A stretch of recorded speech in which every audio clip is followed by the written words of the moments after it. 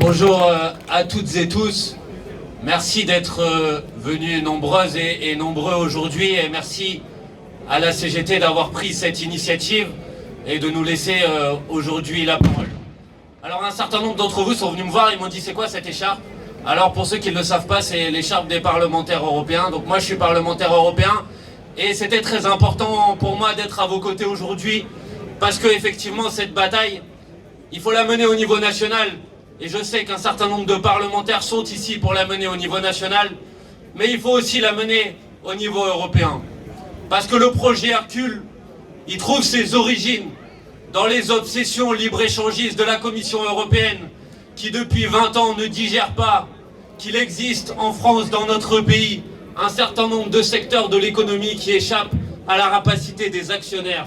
C'est ça qu'ils ne digèrent pas au niveau européen et dont ils organisent méthodiquement, année après année, projet après projet, le démantèlement du service public de l'énergie créé en France par le Conseil national de la résistance.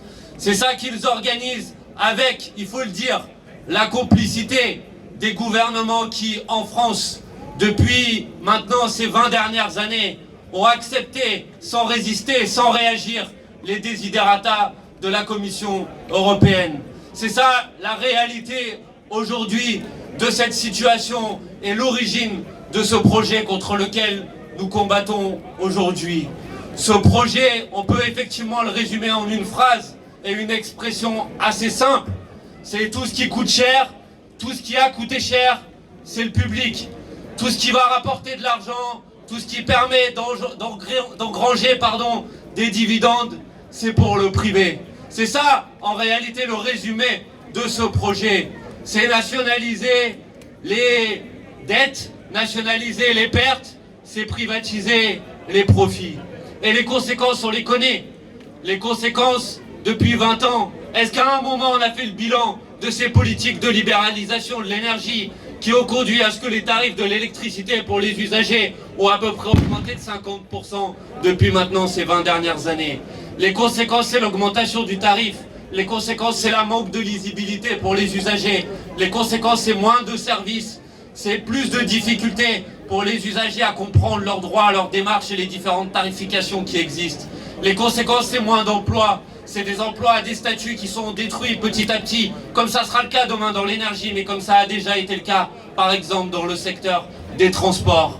Les conséquences, c'est une perte de maîtrise et de souveraineté sur des outils qui sont pourtant des outils indispensables pour organiser la transition énergétique dont nous avons besoin. Alors on nous dit oui, mais le statu quo n'est pas tenable. Bien sûr, le statu quo n'est pas tenable. Mais qui a organisé le statu quo? Qui a organisé cette absurdité d'essayer d'introduire de manière artificielle de la concurrence dans un secteur qui par principe ne peut pas être concurrentiel? Loïc Prudhomme en a fait la démonstration juste avant moi. C'est eux qui ont organisé cette situation et maintenant ils vous disent cette situation n'est pas tenable. Alors bien sûr que le statu quo n'est pas tenable. Et je ne crois pas qu'il y ait ici beaucoup de partisans du statu quo. Ce qu'il faut faire aujourd'hui, c'est effectivement organiser la reconstitution d'un pôle public de l'électricité et de manière plus générale un pôle public de l'énergie pour organiser cette transition énergétique. Il faut le faire pour permettre de faire monter en puissance les énergies renouvelables, d'augmenter encore les capacités d'utilisation de l'hydraulique. Et vous savez comme moi ici qu'il y a un certain nombre de projets, notamment de centrales STEP, qui dorment aujourd'hui dans les cartons parce que le gouvernement refuse de mettre en place les financements qui sont nécessaires. Voilà la réalité de ce qu'il faut faire demain pour être à la hauteur de la situation. Et ça nécessite un contrôle public sur un pôle de l'énergie de manière générale qui couvre bien sûr l'électricité, mais aussi le gaz, mais aussi les moyens industriels et technologiques. C'est se mobiliser contre la destruction d'Alstom, de General Electric, qui nous rendent de plus en plus dépendants des productions qui se passent en dehors de la France. Voilà ce qu'il faut que nous fassions demain. Et ça dessine, je crois, un projet qui est un projet plus global, et je m'arrêterai là.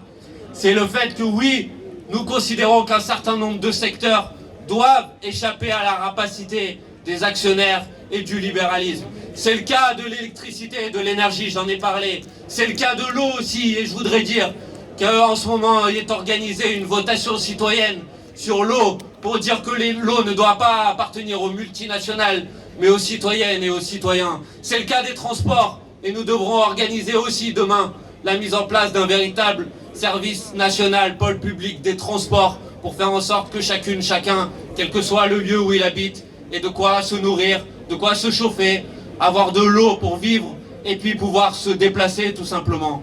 Voilà, je crois à cette bataille que vous menez ici, que nous allons mener aussi dans nos assemblées respectives.